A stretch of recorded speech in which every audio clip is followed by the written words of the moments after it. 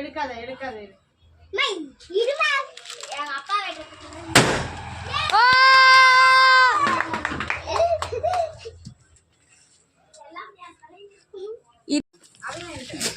அவ அங்க விட்டா குடுத்துட்டு போயிட்டா. போட்டோ போட்டோ பிரேம் போட்டா பா தள்ளி தானே இன்னும் பிரியா ஒருத்த தான் பிக்க முடியும். நீ அண்டா சைஸ்க்கா கொடுத்துக்க.